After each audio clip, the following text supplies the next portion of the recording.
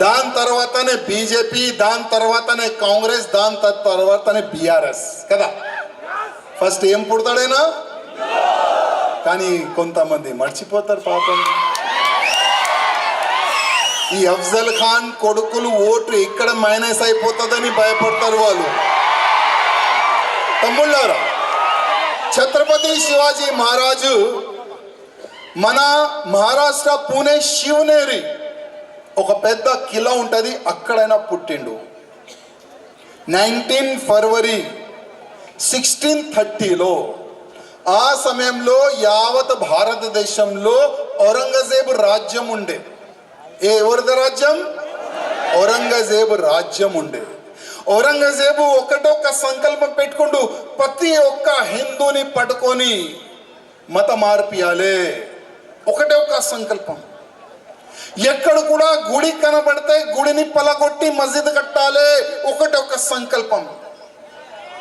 ఆయన దౌర్జన్యం ఏ విధంగా అంటే హిందువులకి చాలా కష్ట రోజాలు ఆ సమయంలో ఉండే. ఒక చిన్న పాప తమ్ముళ్ళారా, శివరాత్రి రోజు ఉండే. శివరాత్రి రోజు మనం ఏం చేస్తాం?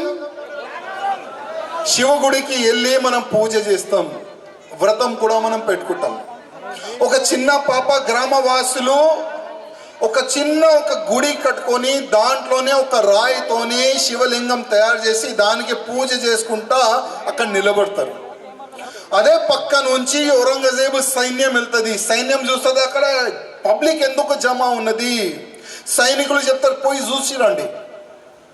ఆ సైనికులు అక్కడ పోయి చూస్తారు, అరే అక్కడ గ్రామవాసులు ఉన్నారు, అక్కడ పూజ చేస్తున్నారు, ఒక స్టోన్ పెట్టుకొని దానికి పూజ చేస్తున్నారు అని వాళ్ళు వజీర్ ఖాన్కి చెప్తారు.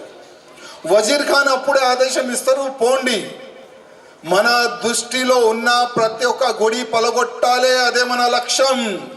అక్కడ ఎంతమంది ఉన్నారు వాళ్ళకి జరిపి ఆ గుడి పలగొట్టేసేయండి అని ఆదేశం ఇస్తే సైన్యం అక్కడ పోయి ఆ గుడి పలగొట్టే ముందు ఆ విగ్రహ పైన టాయిలెట్ చేస్తారు.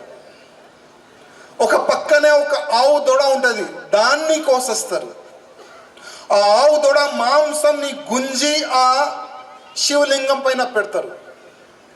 గ్రామవాసులు చూస్తారు, ఏడుస్తారు, ఎవరేం చెప్పలేరు. ఎందుకంటే ఆ సమయంలో చెప్పేవాళ్ళు తల నరికేవాళ్ళు అప్పుడు. కానీ అదే గ్రామవాసులు మధ్యలోనే ఒక చిన్న పాప ఉండే. చిన్న ప్లేట్ పెట్టుకొని దాంట్లో పూలు కొబ్బరికాయ పట్టుకొని ఏడుస్తుంది. ఆ పాప ఏడుస్తుంది, అరే ఇంత అన్యాయమా, ఎవరు ఏం చెప్తలేరు, నా శివు పైన ఇంత అవమానమా అని ఏడుస్తుంది ఆ చిన్న పిల్ల.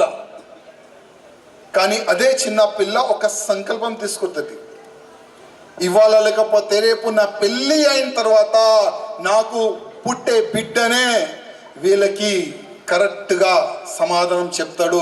అదే జీజామాత. తమ్ముళ్ళారా,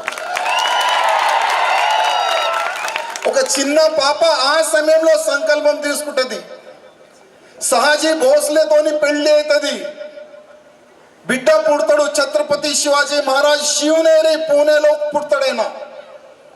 కానీ ఆ సమయంలో కూడా జీజామాత ముందు జరిగిన ఆ అవమానం మర్చిపోదు. ఇవాళ మనం మన చిన్న పిల్లలకి ఏం నేర్పిస్తాం? మనం ఫుట్బాల్ ఆడిపిస్తాం, క్రికెట్ ఆడిపిస్తాం, స్కూల్ పంపిస్తాం. ఏదో మన ఒక పెద్ద ఆలోచన ఉంటుంది, అరే నా కొడుకు పెద్ద కావాలి, ఇంజనీర్ పోలీస్ ఆఫీసర్ కావాలి, రాజకీయ నేతలు కావాలని ఇవాళ ప్రతి ఒక్క దాంట్లో ఒక ఆలోచన ఉంటుంది కదా పిల్లలకి.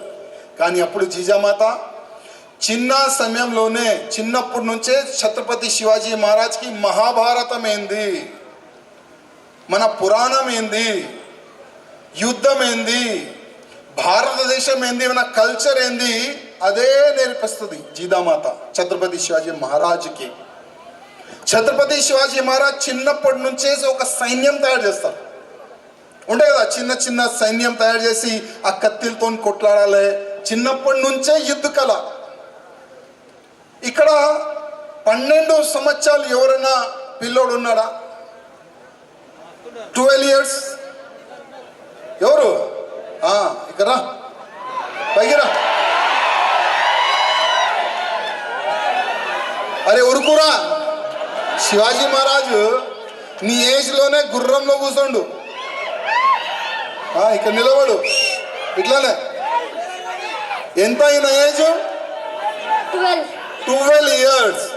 హిస్టరీలో రాసి ఉన్నది, హిస్టరీలో ఛత్రపతి శివాజీ మహారాజు 12 yearsనే సైన్యం తయారు చేసి గుర్రం పై నుంచి కూర్చొని ఒక ఊరు దాటి ఇంకొక ఊరికి వెళ్తే ఒక కసాయోడు గోమాతని గుంజుకుంటా తీసుకొని వెళ్తుండు. ఎవరిని? గోమాతని గుంజుకుంటా తీసుకొని వెళ్ళి ఇట్లా పోతే ఛత్రపతి శివాజీ మహారాజ్ అదే సమయంలో మధ్యలో వస్తాడు. శివాజీ మహారాజ్ అడుగుతారు, అరే ఎక్కడ తీసుకొని వెళ్తున్నావు? గోమాత ఏడుస్తుంది, ఎక్కడ తీసుకొని వెళ్తున్నావు? ఆ కసాయోడు హైట్ ఉంటాడు, ఇక్కడ కత్తి ఉంటుంది. ఆ కసాయోడు అంటాడు, అరే ఇంత ఉన్నావు, నువ్వు ఎవరు రా అడిగేది? నువ్వు ఎవరు? ఇది మా తినే ఆహారం, దీనికి ఇవాళ మేము కోసి తింటాం.